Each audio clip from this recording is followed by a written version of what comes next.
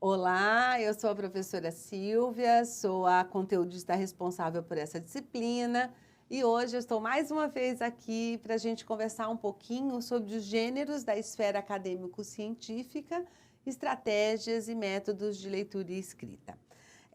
Nós vamos apresentar então alguns gêneros acadêmicos científicos, a sua organização, seus objetivos, sua função, porque a gente sabe que a leitura e escrita na universidade são competências importantes para a produção de novos conhecimentos, né? Então, nós temos alguns gêneros que circulam na esfera de atividade acadêmica, né? Como as dissertações, as monografias, os TCCs, e gêneros que dão suporte para a produção desses gêneros, que são a resenha, o resumo. Então, é muito importante que para a sua vida acadêmica, né? Você apreenda, então, esses objetivos, porque isso vai ser um aperfeiçoamento, inclusive, muito válido para a sua prática profissional.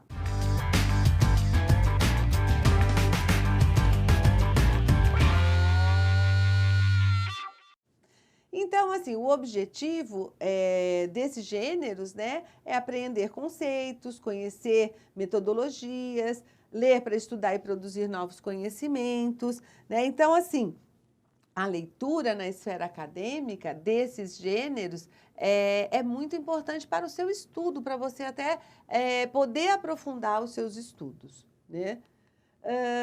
E para a gente poder ter um método, nós apresentamos nessa unidade da disciplina um método, né, que é do professor Joaquim Severino, para nos ajudar, né, nesse momento dessa leitura que tem um objetivo tão específico, muito diferente da leitura, por exemplo, literária, da leitura para o entretenimento, né, que não necessariamente a gente precisa de um método, mas no caso da leitura dos gêneros acadêmicos científicos é muito importante a gente observar essas etapas.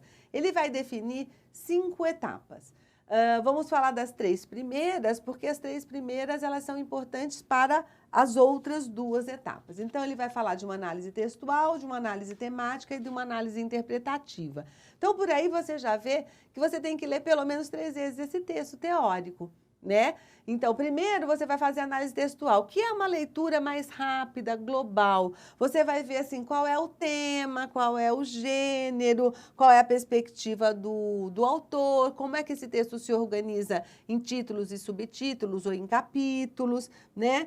E normalmente essa leitura que é a mais global, ela termina com um plano de texto, para que você tenha uma espécie de guia de leitura.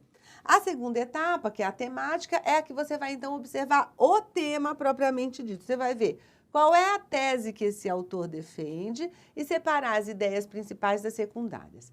E a análise interpretativa já é uma terceira leitura, você já absorveu tudo que você fez antes, aí você vai poder fazer uma análise crítica dessas posições do autor, né? Então, você vai ver como que é essa argumentação que ele desenvolve, você vai concordar, você vai discordar, você vai analisar o alcance das conclusões do autor. Então, essa é a terceira. E essas 3, elas servem para a problematização e a síntese pessoal, que são as últimas etapas no método do professor Joaquim Severino. A problematização é, a partir de tudo que foi levantado, você pode propor, então, uma discussão e uma reflexão daquilo que você analisou. E na síntese pessoal, é quase que uma reelaboração da mensagem do autor, mas agregando as suas discussões. Você vai ver que esse método do professor Joaquim Severino tem muito a ver com a escrita de alguns gêneros da esfera acadêmico-científica que a gente vai ainda tratar nessa unidade.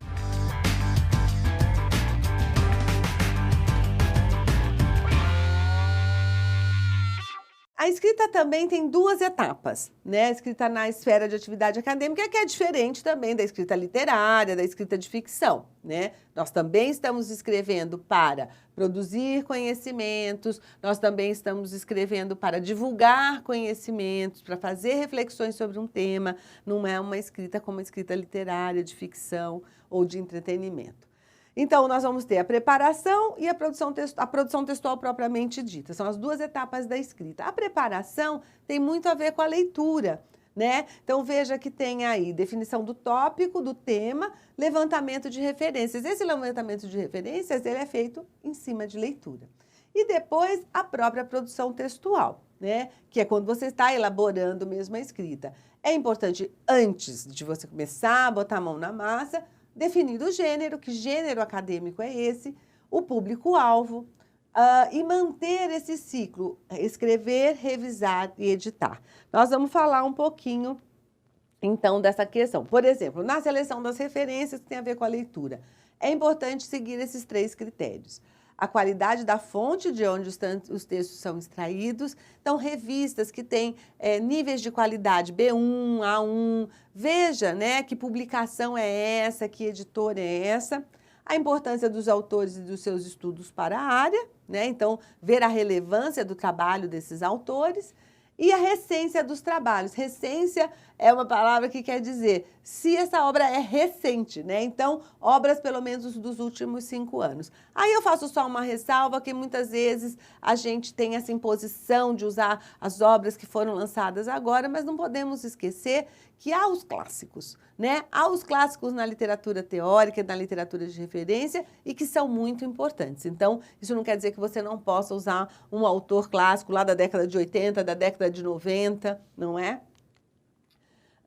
E o público-alvo, né? É muito importante na escrita ter uma representação clara desse leitor, para quem é que você escreve. Porque você pode escrever para um público leigo, para alunos do segundo grau, do ensino médio, para alunos para professores especialistas, né? Então, assim, dependendo do seu público, você vai definir que tipo de... Você vai deixar mais ou menos pistas, né? Se você vai falar de um conceito, se é para gente que já conhece, você não vai explicar esse conceito ou vai dar uma rápida pincelada. Se é para um leigo, você precisa se deter mais e dar exemplificação, dar exemplos para definir esse conceito. E a partir do momento que você conhece esse leitor, você vai definir o tipo de relacionamento que vai ter com ele. Quer dizer, você vai ser mais próximo, mais formal, você vai explicar mais ou não. Aí você também vai adotar um estilo diferente. Você vai ver que escolha de palavras você vai fazer, se você vai ser mais direto, mais objetivo ou não, né? E definir o objetivo da escrita. É um objetivo pedagógico? É para ensinar esse leitor? Ou o seu objetivo é mostrar que você também tem autoridade na área, que você também tem conhecimentos, se é para um professor especialista? Então, veja que conhecer o seu público-alvo, o seu leitor, é fundamental. A escrita também, além dessas etapas, que é da preparação e da produção propriamente dita, ela tem 2 procedimentos que são muito importantes. Um é o planejamento da escrita. É muito necessário planejar para escrever os gêneros acadêmicos científicos, né? Não dá para ter uma inspiração e sair escrevendo loucamente. Eu preciso primeiro planejar o que é que eu vou escrever. Então, eu preciso ir em busca de ideias, eu preciso organizar essas ideias e eu preciso projetar quem é esse meu leitor por conta daquilo tudo que eu disse, para ver como que eu vou propor esse texto, né? Com um objetivo pedagógico, num estilo tal, deixando mais pistas, sendo mais explícito, menos explícito. Então, é nesse momento anterior, é um procedimento, né, ainda antes da produção textual, de começar a escrever, que eu preciso fazer esse planejamento. Planejamento, conforme está lá no nosso material da professora Cabral, da Ana Lúcia Tinoco Cabral, ela vai dizer que ele é uma ferramenta, ele é uma estratégia que faz com que aquilo que a gente quer dizer se aproxime mais aquilo que foi dito se aproxime mais ainda daquilo que a gente quer dizer. Se a gente fizer um bom planejamento, a gente tem mais chance de conseguir isso. E outro procedimento essencial que está lá na produção, que é manter o ciclo. Escrever, revisar, reescrever. É a revisão. Então, as autoras lá, Mota Roth e Rendes, elas vão dizer que a revisão é a palavra-chave para a qualidade de qualquer texto. Por isso, a cada versão escrita do seu texto, é preciso relê-lo com distanciamento e espírito crítico. Não goste de tudo que você escreve. Essa é uma regra básica, desconfie. O primeiro passo para ter um texto bem escrito é desconfiar do que a gente escreve. Se a gente gosta de tudo que escreve e achar lindo, a gente tem poucas possibilidades de aperfeiçoamento. Sandálias da humildade na hora da escrita são fundamentais, né? Então, assim, a revisão nos faz pensar nisso, né? Então, jamais imagine que seu texto está pronto numa primeira versão, né? E da mesma forma que lá na leitura nós precisamos de 5 etapas para ler um texto, aqui a gente pode reescrever um texto mais de 5 vezes, mais de 6 vezes. Pode ter inúmeras versões, tá bom? Então, é muito importante a questão da revisão e da reescrita, né? Então, sempre que você achar que precisa mudar alguma coisa, mude no seu texto.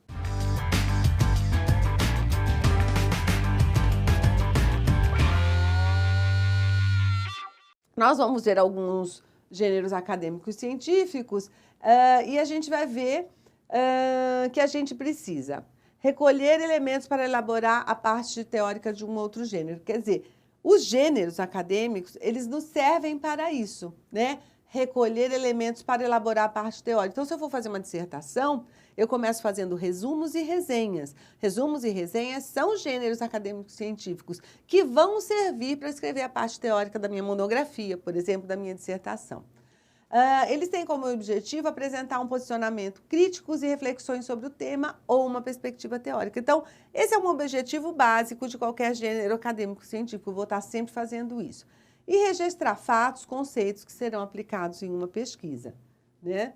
Então, a gente vai ver aí 2 gêneros acadêmicos científicos muito importantes. Um é o resumo e o outro é a resenha.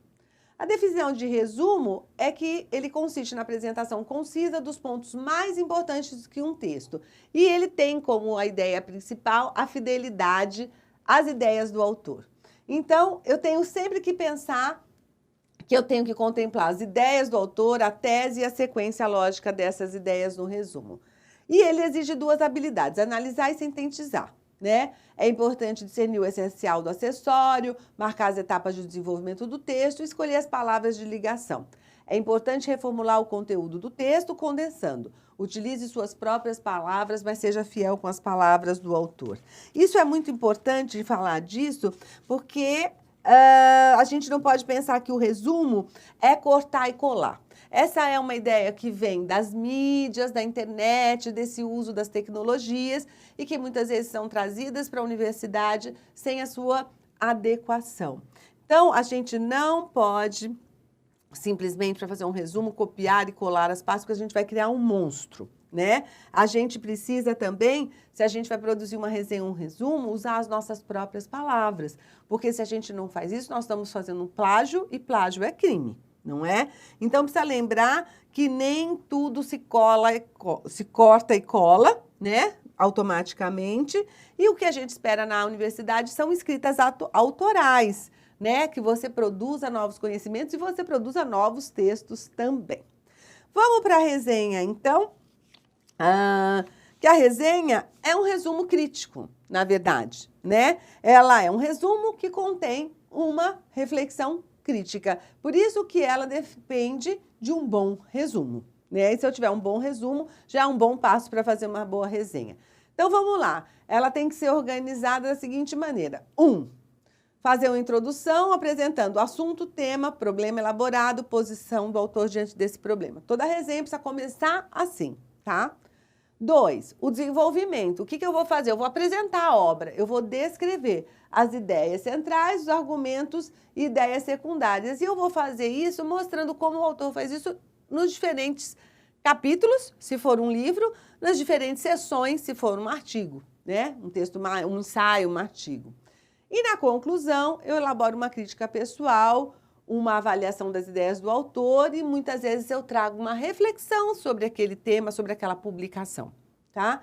É importante só lembrar que nem sempre essa avaliação ela vem só na conclusão. Alguns autores, alguns resenhistas, eles vão fazendo essa avaliação no decorrer do desenvolvimento do texto ou já na apresentação. Eu trouxe uma resenha. Não deu para trazer o texto todo, porque ficaria uma coisa enorme, a gente não tem nem tempo na nossa aula, mas eu quis mostrar para vocês ali, né, na massa mesmo, como uma resenha para poder se entender melhor do que eu estou falando. Então, assim, essa resenha que o autor faz do livro do Ambrósio Renato, veja que ele põe primeiro já todos os dados da obra ali, o nome do autor, começando pelo sobrenome, o nome da obra, a cidade e a editora e o ano, e depois ele começa a introdução. Então, os 2 primeiros parágrafos são de introdução, onde ele vai falar o nome da obra, o autor, que ele é um professor universitário, que esse trabalho insere-se numa corrente de pesquisa de tradição clássica. Então, ele já situa a obra dentro da área de estudo. Depois ele vai, ainda na introdução, falar mais especificamente da obra. O que é esse livro? Ele apresenta o resultado de uma pesquisa de mestrado. Qual é o objetivo dessa pesquisa? Analisar um gênero presente escritos de caráter histórico, que é a introdução, nomeada de exórdio, pela retórica clássica. Ele já dá a perspectiva teórica e vai dizer o que ele vai fazer, tá? Então, essa é a introdução, ele dá esse apanhadão geral da obra. O desenvolvimento vai acontecer em 6 parágrafos. E observem, ele começa, o leitor encontrará uma análise de 3 subgêneros, quer dizer, o que vai ter nesse texto. O trabalho analítico apresenta parte da leitura dos autores da língua latina, revelando o cuidado filológico dos estudos clássicos, ao tratamento historiográfico do assunto. E aí ele começa a apresentar o prefácio, a introdução, o capítulo 1, ele dá o título, as páginas e diz o que tem, no 2, no 3 e no 4. Sempre descrevendo a obra de uma maneira muito cuidadosa. E na conclusão, que ele vai fazer também em 2 parágrafos, ele vai avaliar, ó, num trabalho de erudição visível pelo cuidado com a escrita, num cuidadoso e eficiente registro historiográfico, aí vem os adjetivos, vem a valoração, vem a valorização do trabalho, é na conclusão. E ele vai fazer uma reflexão, a publicação do trabalho, com a colaboração da FAPESP, pontua uma renovação nos estudos da tradição clássica, vem uma reflexão sobre essa obra. Perceberam? Então, assim, a resenha ela é muito importante que você siga os passos, em geral, nos gêneros acadêmicos científicos, diferente da questão da escrita literária, você não tem toda essa liberdade. É preciso seguir mesmo os cânones, as regras, as orientações. Bom, então, a título de conclusão, redigir textos no ambiente acadêmico requer um conjunto de conhecimentos reunidos em obras de diversas qualificações e assuntos. Por isso, podemos dizer que a leitura alimenta ainda mais a escrita nessa esfera de atividade. Então, elas vão caminhar sempre juntinhas, tá? Então, assim, eu espero, né, mais uma vez nesse breve encontro, que tenha sido proveitoso para vocês. É sempre muito bom estar aqui e ficamos assim até a próxima.